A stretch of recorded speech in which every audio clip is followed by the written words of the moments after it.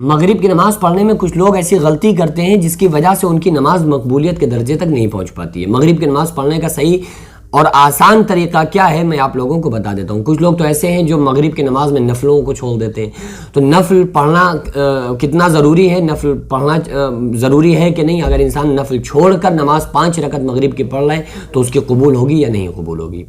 کچھ لوگ ایسے ہیں جب مغرب کی نماز پڑھتے ہیں تو جیسے ہی انہوں نے فرض کو پڑھتے ہیں تو پہلی رکعت میں انہوں نے انا اعطیناک الکوثر پڑھی، دوسری میں قل هو اللہ احد پڑھی۔ اکثر میں نے لوگوں سے جب پوچھا تو انہوں نے مجھ کو یہ جواب دیا، تو یہ طریقہ غلط طریقہ ہے۔ پہلی رکعت میں اگر کوئی انسان انا اعطیناک الکوثر پڑھ رہا ہے تو ظاہر سی بات ہے کہ انا اعطیناک الکوثر جو صورت ہے یہ چھوٹی صورت ہے اور قرآن کی سب سے چھوٹی صورت ہے، اور سورہ اخلاص قل هو اللہ احد جو ہے وہ انا اعطیناک الکوثر سے بڑی صورت ہے۔ تو اگر کوئی انسان پہلی رکعت میں انا اعطینا پڑھ رہا ہے، دوسرے میں قل اللہ احد پڑھ رہا ہے، تو یہ ترتیب اس کی بگڑ گئی۔ ترتیب ایسے بگڑ گئی کہ پہلی رکعت میں جو پڑھی جائے گی وہ طویل صورت پڑھی جائے گی، لمبی صورت پڑھی جائے گی، اور دوسری رکعت میں جو پڑھی جائے گی وہ پہلے سے چھوٹی صورت کو پڑھا جائے گا۔ اور آپ ایسا بھی نہیں کر سکتے کہ پہلے آپ قل اللہ احد پڑھ لیں، دوسرے میں انا اعطینا پڑھ لیں، اس سے بھی ترتیب بگڑے گی، کیونکہ قرآن کی صورتوں کے اعتبار سے ترتیب بگڑ جائے گی، کیونکہ پہلے انا اعطیناک الکوثر ہے، اس کے بعد چند صورتیں، اس کے بعد قل اللہ احد ہے۔ تو اگر آپ پہلے کوئی بندہ پہلی رکعت میں قل اللہ احد پڑھے، دوسرے میں انا اعطیناک الکوثر، تو پھر صورتوں کے اعتبار سے ترتیب بگڑ جائے گی۔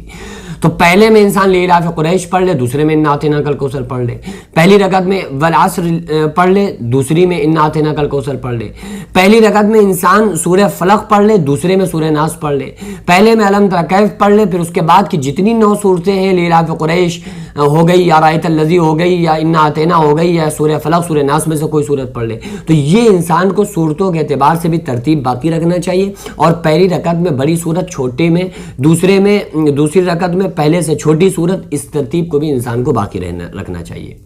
باقی مغرب کی نماز کے کچھ ایسے فائدے ہیں۔ آقا علیہ السلام نے فرمایا کہ جو فجر کی نماز چھوڑ دیتا ہے اس کے چہرے سے نور نکال لیا جاتا ہے، جو ظہر کی نماز چھوڑ دیتا ہے اس کی روزی سے برکت کو ختم کر دیا جاتا ہے، جو عصر کی نماز چھوڑ دیتا ہے اس کے بدن سے، جسم سے طاقت کو نکال لیا جاتا ہے، اور جو مغرب کی نماز چھوڑ دیتا ہے اس کی اولاد نافرمان ہوگی، اور جو عشاء کی نماز چھوڑ دیتا ہے اس کے نیند سے راحت کو سلب کر لیا جاتا ہے، نیند سے سکون کو ختم کر دیا جاتا ہے۔ تو مغرب کی نماز اگر کوئی بندہ چھوڑ رہا ہے تو اولاد نافرمان ہو رہی ہے، پھر اس کے بعد ہم تعویذ کے پیچھے دوڑتے ہیں کہ بھئی تعویذ بنا دو، اولاد بات نہیں مانتی ہے۔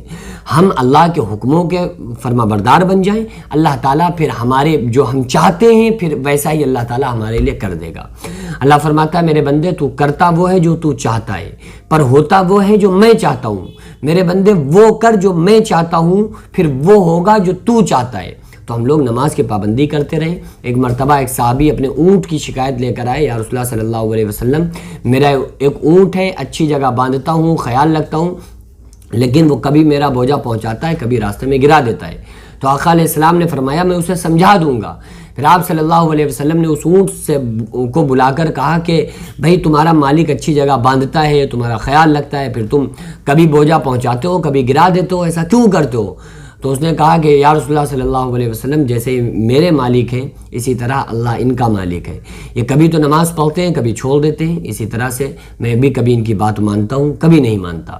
تو آقا علیہ السلام نے فرمایا کہ اے صحابی تمہارا اونٹ خود تمہاری شکایت کر رہا ہے۔ تو وہ صحابی کہنے لگے یا رسول اللہ صلی اللہ علیہ وسلم میں آپ کے سامنے توبہ کرتا ہوں کہ آج سے نماز کی پابندی کروں گا۔ تو وہ نماز پڑھنے لگے اور ان کا اونٹ جو تھا وہ ان کے بوجھے کو ٹائم سے پہنچانے لگا۔ تو ہم اور آپ یہ سوچتے ہیں ادھر ادھر کامیابی ڈھونڈ رہے ہیں، حالانکہ مؤذن پکار کے آواز دے رہا ہے حی علی الفلاح، آؤ کامیابی کی طرف، لیکن ہم ادھر نہیں جاتے ہیں، ہمارا خیال بھی نہیں جاتا۔ اللہ تعالیٰ سے دعا ہے اللہ تعالیٰ ہم تمام لوگوں کو نماز پنجگانہ پڑھنے کی توفیق عطا فرمائے۔ وما علینا الا البلاغ۔ السلام علیکم ورحمۃ اللہ وبرکاتہ۔